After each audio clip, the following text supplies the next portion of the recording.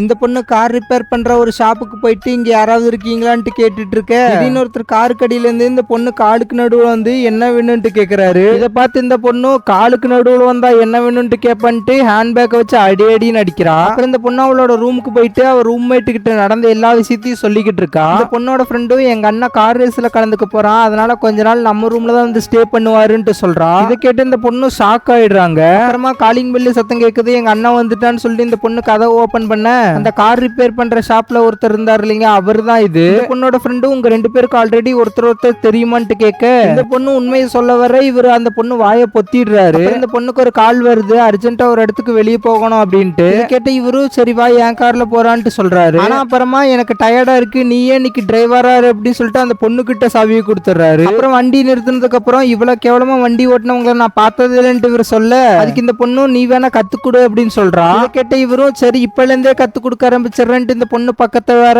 இந்த பொண்ணுக்கு ஒரு மாதிரி ஃபீல் ஆகிடுது. அப்புறம் அடுத்த மாசத்துலயே பாத்தீங்கன்னா இவரு கார் ரேஸ்ல கலந்துக்கிட்டு வின் பண்ணிடுறாரு. அப்புறமா இந்த பொண்ணு கிட்ட வந்து எனக்கு ஒன்னு ரொம்ப பிடிச்சிருக்கு அப்படின்னு சொல்லிட்டு ப்ரப்போஸ் பண்றாரு. இந்த பொண்ணு எதுவுமே சொல்லாம அமைதியா இருக்க அந்த பொண்ணோட ஃப்ரெண்ட் அவங்க அண்ணன் மேல இந்த பொண்ணை தள்ளி விட்டுட்டு உனக்கும் அவனை பிடிக்கும்ட்டு எங்களுக்கு தெரியும் நடிக்காதன்ட்டு சொல்றான். அப்புறமா இந்த பொண்ணு பிடிக்கும்ட்டு ஒத்துக்கிறா. உங்களுக்கு இந்த ஸ்டோரி பிடிச்சிருந்தா லைக் பண்ணிட்டு நம்ம சேனலை ஒரு சப்ஸ்கிரைப் பண்ணிக்கோங்க ஃப்ரெண்ட்ஸ். By by.